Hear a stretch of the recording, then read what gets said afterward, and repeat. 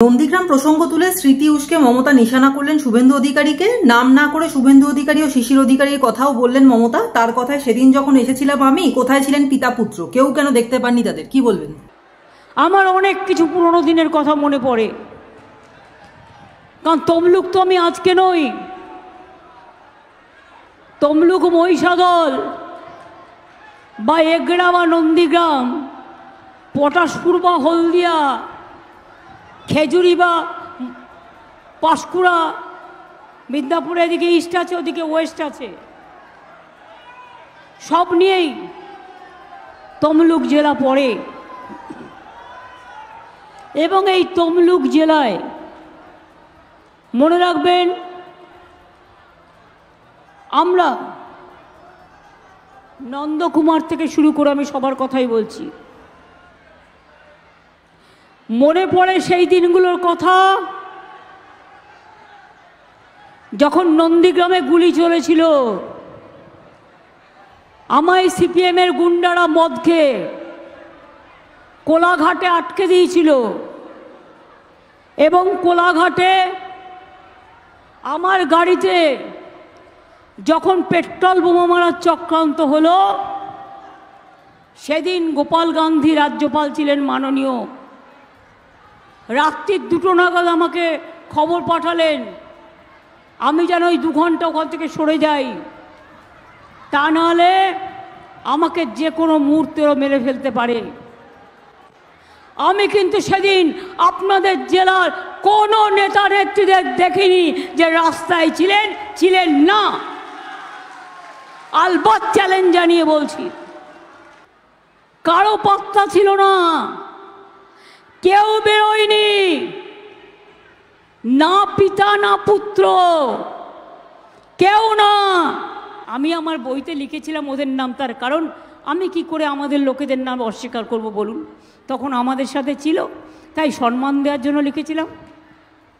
কিন্তু আজকে তো দাঁড়িয়ে লিখতে হলে ওটাকে পাল্টে দেবো, আমি সংশোধন করে দেবো। তার কারণ আমি নন্দীগ্রাম থেকে যারা এসছেন একজন নয়, প্রত্যেককে জিজ্ঞেস করবো, ছিল সেদিন ওরা রাস্তায়?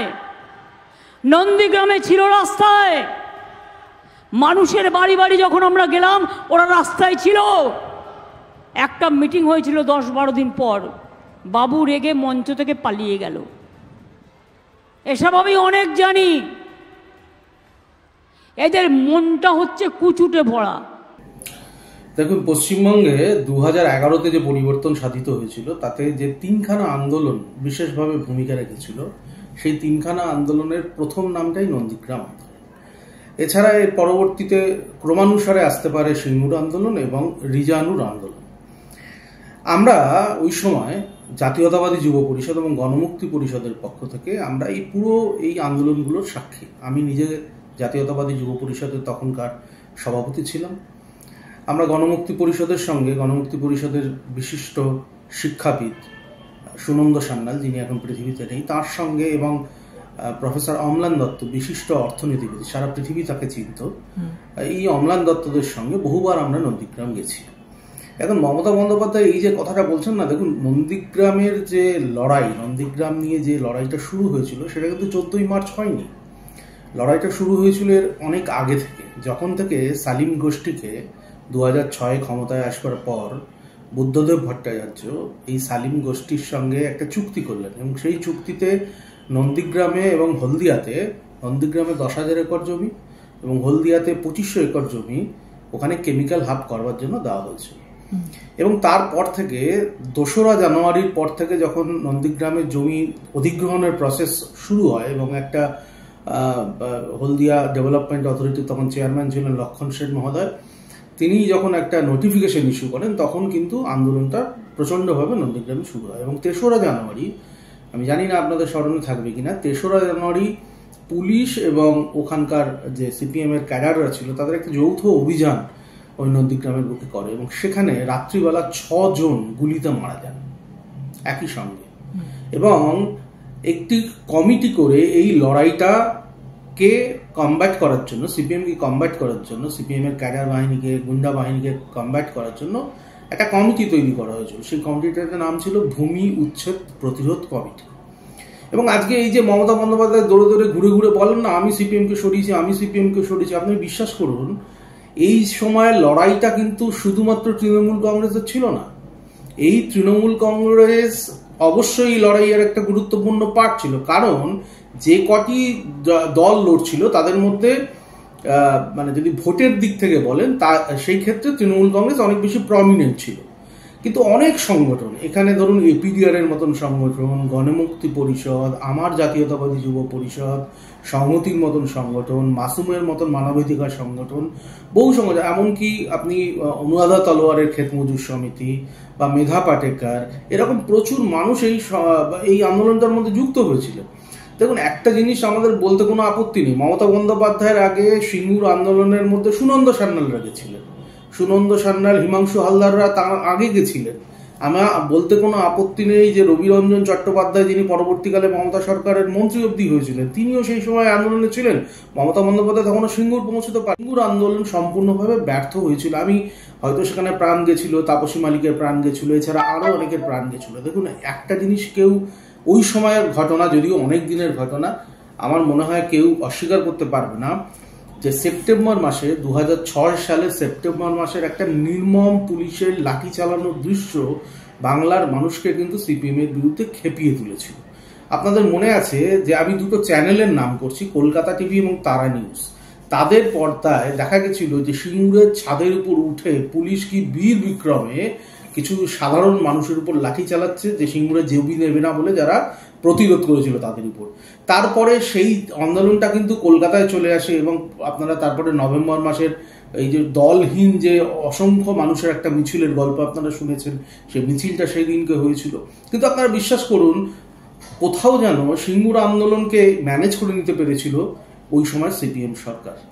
এবং আমি আপনাকে নিশ্চিতভাবে বলতে পারি ওই সময়ের একজন কি বলবো, একজন সংগ্রামের একজন পার্ট হিসাবে, ওই সময়ের একজন দর্শক হিসাবে আমি এই কথাটা আপনাকে শিওর ভাবে বলতে পারি, নিশ্চিতভাবে বলতে পারি যে শুভেন্দু অধিকারী এবং শুভেন্দু অধিকারীর পরিবার না থাকলে সেই দিন এই নন্দীগ্রাম আন্দোলনও হয়তো সিঙ্গুর আন্দোলনের মতন একটা মানে নন এফেক্টিভ জায়গায় পরিণত হয়ে যেত।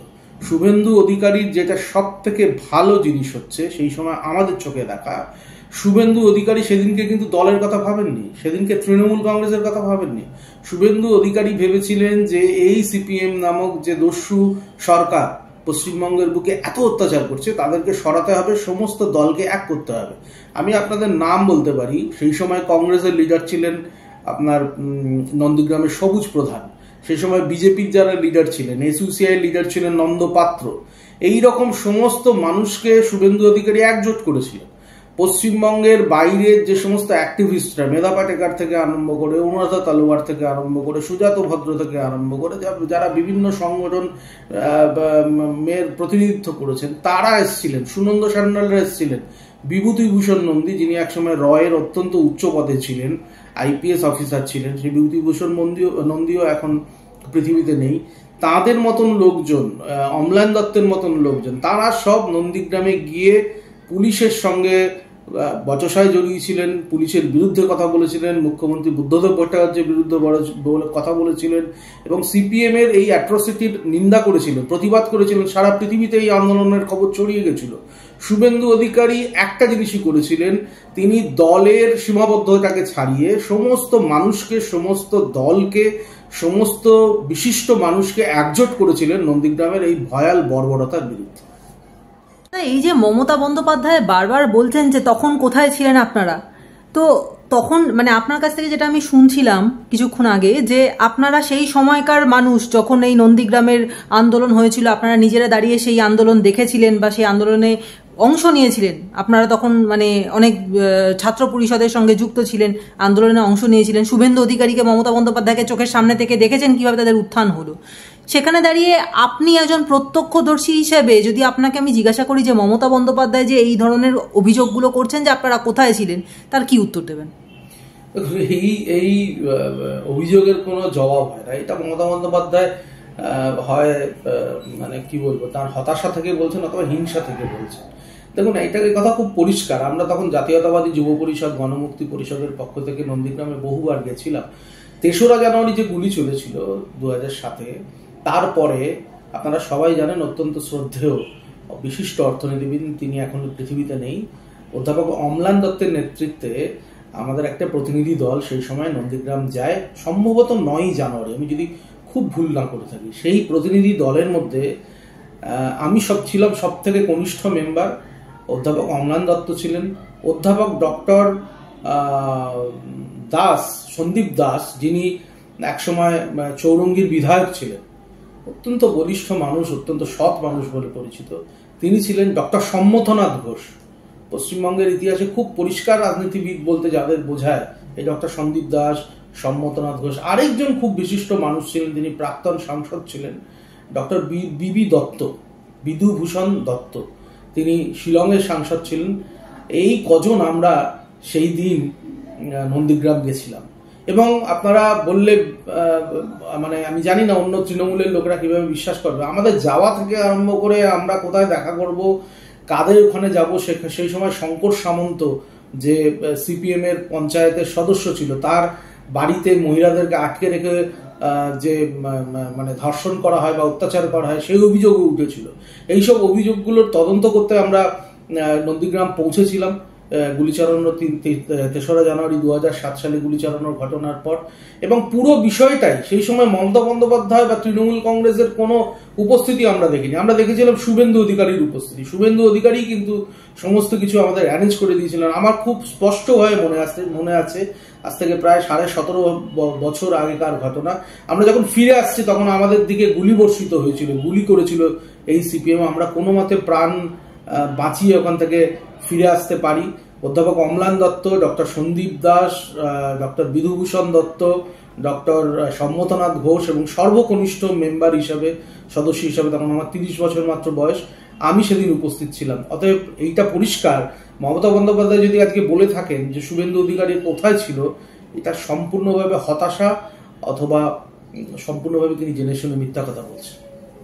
দাদা, যে প্রশ্নটা মানে বারবার ঘুরে ফিরে আসছে যে মমতা বন্দ্যোপাধ্যায়ের না হয় রাজনৈতিক প্রতিদ্বন্দ্বী হিসেবে শুভেন্দু অধিকারীকে নিয়ে বা বিজেপিকে নিয়ে যা বলছেন ঠিক আছে বলছেন, কিন্তু হঠাৎ করে কেন শুভেন্দু অধিকারীর পরিবার তুলে মানে একটা বিরোধিতা করবার চেষ্টা করছেন, মানে বাপ ছেলে নিয়ে প্রশ্ন তুলছেন।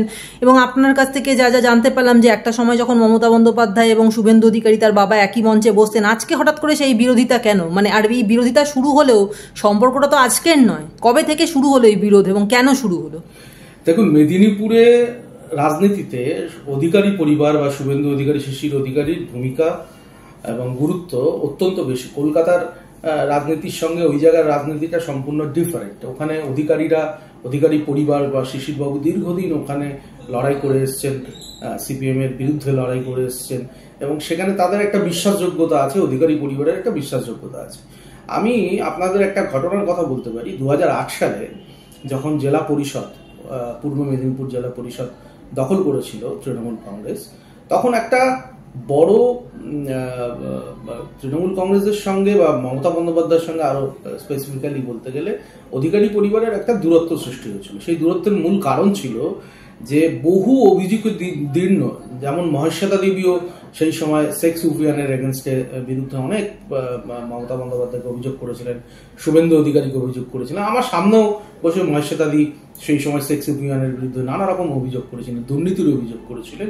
সেই শেখ সুফিয়ানকে মমতা বন্দ্যোপাধ্যায় চেয়েছিলেন জেলা পরিষদের সভাধিপতি করতে 2008 সালে, কিন্তু অধিকারী পরিবার বা শুভেন্দু অধিকারী স্পেসিফিক্যালি বলতে গেলে তিনি চাইছিলেন যে রণজিৎ মণ্ডলকে সভাধিপতি করতে হবে। আমি এই যে মমতা বন্দ্যোপাধ্যায় বলছেন না যে ওরা তখন কোথায় ছিল, আমি আপনাদের মাধ্যমে মমতা বন্দ্যোপাধ্যায়কে মনে করিয়ে দিতে চাই যে 2008 সালে মমতা বন্দ্যোপাধ্যায় কিন্তু মেদিনীপুরের চাপে বা অধিকারী পরিবারের চাপে বা শুভেন্দু অধিকারীর চাপে নতজানু হয়ে শেখ সুফিয়ানকে সভাধিপতি করতে পারেননি, সভাধিপতি কিন্তু রণজিৎ মণ্ডলকেই করতে হয়েছিল। তাহলে বোঝাই যাচ্ছে যে সেই সময় 2008 সালেও মেদিনীপুরের রাজনীতিতে অধিকারী পরিবার বা শুভেন্দু অধিকারীর একটা আলাদা ভূমিকা ছিল। তিনি বলছেন তৃণমূল তোর থেকে চুরি শিখেছে, তৃণমূল চুরি করতে জানতো না, তুই তো পালিয়ে গিয়েছিলিস চুরি করে, ইডি সিবিআই এর হাত থেকে বাঁচতে পালিয়ে গিয়েছিস, তৃণমূল চুরি করে না। আমি চ্যালেঞ্জ করে বলছি, গদ্দার, তোর যদি ক্ষমতা থাকে শ্বেতপত্র প্রকাশ কর। কি বলবেন? বলে বেরিয়েছে তৃণমূল নাকি চুরি করেছে, তাই ওরে তৃণমূল চুরি তো তোর থেকে শিখেছে, তৃণমূল চুরি করতে জানতো না, তৃণমূল চুরি করেও নি। তোদের মতো কিছু অপদার্থ থেকে, তোদের মতো কিছু অপদার্থের জন্য আজকে তুই পালিয়ে গেছিস আসল কাজটা করে বিজেপিতে। প্রথম কথা, এটা সবই গরমে মানসিক স্থিতাবস্থা অভাবের লক্ষণ, এইসব কথাগুলো। তার কারণ হচ্ছে, প্রথম কথা, কোনো ব্যক্তি একটা শ্বেতপত্র কিভাবে আনতে পারেন সেটা আমার জানা নেই, আমার মনে হয় পৃথিবীতে কারোরই জানা নেই। দ্বিতীয় কথা হচ্ছে, এই যে মমতা বন্দ্যোপাধ্যায় তুই তোকারি এইসব নিয়ে আমি আর কিছু বলবো না। যিনি প্রধানমন্ত্রীকে এই ভাষায় আক্রমণ করতে পারেন, তার ভাষার রুচি, তার শিক্ষা, এগুলো নিয়ে সবার মনের মধ্যে প্রশ্ন থাকে। কিন্তু বিষয় হচ্ছে, উনি যে কথাটা শুভেন্দু অধিকারীকে বলেছেন যে আমরা না থাকলে তোদের কি ছিল, বা এই ধরনের কথাগুলো, এই কথাগুলোর কোনো ভিত্তি নেই। দেখুন, আমি একদম নন্দীগ্রাম আন্দোলনের একজন সমর্থক হিসেবে, বা নন্দীগ্রাম আন্দোলনের ওই সময় একজন পার্ট হিসেবে এইটুকুনি বলতে পারি, আমার চোখে না 2008 সালে একটা অদ্ভুত জিনিস হয়েছিল। আমরা 2008 সালে সোনাচূড়ার মাঠে এই নন্দীগ্রাম আন্দোলনে একটা প্রতিবাদ সভা হয়েছিল, এবং সেখানে সুনন্দ সান্যাল, আমরা, রবিরঞ্জন চট্টোপাধ্যায়, যিনি এখন পৃথিবীতে নেই, সুনন্দ সান্যালও পৃথিবীতে নেই, বিভূতিভূষণ নন্দী, আমরা সবাই গেছিলাম। সেখানে গিয়ে দেখেছিলাম যে সেই মিটিংটাতে শুভেন্দু অধিকারীকে ডাকা হয়নি।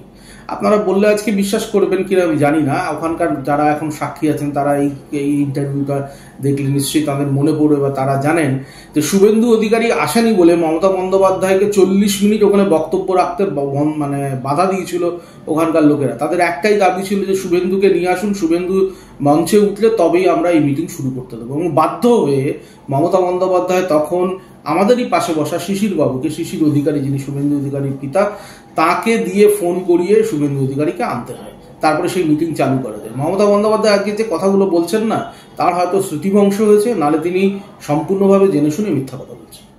শুভেন্দু অধিকারী বলছেন যে মেদিনীপুর না থাকলে উনি দিদি থেকে দিদিমা হয়ে যেতেন, আপনি সমর্থন করেন? দেখুন, একটা ঘটনা তো পরিষ্কার। দেখুন, মেদিনীপুর সারাউন্ডিংসে দুটো ঘটনা ঘটেছিল, যেটা খুব ইম্পর্টেন্ট। একটা হচ্ছে নন্দীগ্রাম, দ্বিতীয় হচ্ছে আপনার, আমি যদি খুব ভুল না করে থাকি, 2011 সালের 7ই জানুয়ারি নেতাই ম্যাসাগার, যেখানে হত্যা করা হয়েছিল 11 জনকে, প্রায় 1000 গ্রামবাসীর উপরে গুলি চালিয়েছিল ডালিম পান্ডে, অনুজ পান্ডেরা। এবং এটা তো ঘটনা, যদি সেই সময় নন্দীগ্রাম প্রতিবাদ না করতো, মেদিনীপুর যদি প্রতিবাদ না করতো, তাহলে এই প্রতিবাদের যে প্রতিবাদটা সারা পশ্চিমবঙ্গ, সারা ভারতবর্ষে ছড়িয়ে পড়েছিল, যেভাবে মানুষ এসে সমর্থন করেছিলেন, এটা কোনোদিন হতো না। এবং নিঃসন্দেহে এই প্রতিবাদটার ক্ষেত্রে, এবং আজকে যদি ভোট রাজনীতির কথা বলেন, 2008-এ যে পঞ্চায়েত নির্বাচন হয়েছিল, সেই পঞ্চায়েত নির্বাচনে মেদিনীপুর কিন্তু আপনার জেলা পরিষদ দখল করতে পেরেছিল, মেদিনীপুরে কিন্তু পঞ্চায়েত দখল হয়েছিল। তো মেদিনীপুর তো পথ দেখিয়েছে, শুভেন্দু অধিকারী ভুল কিছু বলেন। বর্তমান মুখ্যমন্ত্রী, তিনি একসময় শুভেন্দু অধিকারীরও নেত্রী ছিলেন, তিনি বলছেন যে তিনি নাকি শুভেন্দু অধিকারীকে তৈরি করেছেন, এবং পাল্টা যদিও শুভেন্দু অধিকারী এই বিষয়ে বলেছেন যে আমাকে কেউ তৈরি করলে তিনি সুশীল ধারা, কুমুদিনী ডাকুয়া, আর আমার অভিভাবিকা আভা মাইতি। কি বলবেন? দেখুন, আপনি যদি শুভেন্দু অধিকারীর ইতিহাস পর্যালোচনা করেন, শুভেন্দু অধিকারী কংগ্রেসের সময় কাউন্সিলর হয়েছিলেন, ছাত্র পরিষদের সভাপতি হয়েছিলেন, পরবর্তীকালে তিনি বিধানসভায় বিধায়ক হয়েছেন 2006 সালে, তারপরে লোকসভার সাংসদ হয়েছেন। নিঃসন্দেহে তৃণমূল কংগ্রেসের নেত্রী হিসাবে তাকে তো বিধানসভা এবং লোকসভার টিকিট দিয়েছিল। কিন্তু শুভেন্দু অধিকারী যে সময় জিতে এসেছিলেন, সেই সময় শুভেন্দু অধিকারীকে মমতা বন্দ্যোপাধ্যায় তৈরি করেছিলেন, এই দাবিটা যদি করে থাকেন সেটা সম্পূর্ণ ভুল। হ্যাঁ, টিকিট দিয়েছিলেন, এই দাবিটা অবশ্যই মমতা বন্দ্যোপাধ্যায় করতে পারেন, কিন্তু শুভেন্দু অধিকারীর পারিবারিক পরিচিতি, এবং যে সময় থেকে শিশিরবাবু কাঁথি পৌরসভার চেয়ারম্যান ছিলেন, যে সময় থেকে শিশিরবাবু রাজনীতি করছেন, তিনি একটা রাজনৈতিক পরিবারের মধ্যে তৈরি হয়েছেন, একটা রাজনৈতিক আবহাওয়ার মধ্যে তৈরি হয়েছেন। মমতা বন্দ্যোপাধ্যায় 300 কিলোমিটার দূরে বসে এটা দাবি করতে পারেন না আমি শুভেন্দু অধিকারীকে তৈরি করেছি। আপনার কি মনে হয় সন্দেশখালী কি দ্বিতীয় নন্দীগ্রাম হয়ে উঠছে? কি বলবেন? দেখুন, সন্দেশখালী একটা জিনিস আমাদেরকে শিখিয়েছে। এখন আপনি যদি পশ্চিমবঙ্গের রাজনীতি 11 বছরের আগে আরেকটু পিছিয়ে যান, দেখবেন পশ্চিমবঙ্গের রাজনীতিতে এই সিপিএম কতগুলো ভয়ঙ্কর জিনিস তৈরি করেছিল। আপনাদের মনে আছে শুটিয়ার গণধর্ষণের কথা, আপনাদের মনে আছে নদিয়াতে রানাঘাটের ওখানে আরংঘাটার যে বাস বরযাত্রী কন্যাযাত্রী বজায় বাস, তার উপর অত্যাচারের কথা, সেই মহিলাদের ধর্ষণ করবার কথা। পশ্চিমবঙ্গের রাজনৈতিক ইতিহাস না খুব দুঃখের হলো, গভীর দুঃখের হলো যে পশ্চিমবঙ্গের মানুষ একটা পরিবর্তনের জন্য ভোট দিয়েছিলেন। পশ্চিমবঙ্গের মানুষ মনে করেছিলেন 34 বছর ধরে সিপিএম যে অত্যাচার সংগঠিত করেছে, যেভাবে পশ্চিমবঙ্গকে পিছিয়ে দিয়েছে, তৃণমূল কংগ্রেস বোধহয় সেই জায়গাটা, সেই মেঘটাকে কাটিয়ে তুলবে। কিন্তু দেখা গেছে তৃণমূল কংগ্রেস ওই সিপিএম এর ফেলে যাওয়া জুতোতেই পা গলিয়ে আরো ভয়ঙ্করভাবে মানুষকে নিষ্পেষণ করেছে, আরো দুর্নীতিতে জড়িয়েছে, মানুষের উপর অত্যাচার সংগঠিত করেছে। দেখুন, নন্দীগ্রাম আর সন্দেশখালী আমি এক বলবো না, কিন্তু এটা তো ঘটনা যে সন্দেশখালীতে আমাদের বোনদের উপর, মাদের উপর যে অত্যাচার সংগঠিত হয়েছে সেটা তো ভয়ঙ্কর। এবং মানুষ, ওইখানকার মানুষ এত, আপনারা দেখেছেন যে কিছুদিন আগে কত অস্ত্রশস্ত্র সেখানে বিদেশি অস্ত্রশস্ত্র উদ্ধার হয়েছে। আপনারা জানেন যে এর থেকেও আরেকটি ভয়ঙ্কর ঘটনা সন্দেশখালীর সঙ্গে জড়িয়ে আছে। আমি জানি না, খুব বেশি প্রেস মিডিয়া সেটা দেখাননি, যে 2022 সালে একটা 200 কোটি টাকার ড্রাগস আটকে ছিল গুজরাট এটিএস, এবং সেটা সন্দেশখালীর জন্য আনা হচ্ছে।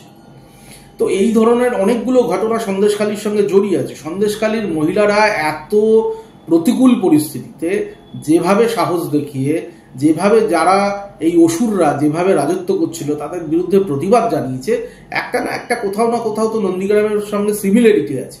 নন্দীগ্রামের সঙ্গে তুলনা করা যেতে পারে সেক্ষেত্রে সন্দেশখালীকে।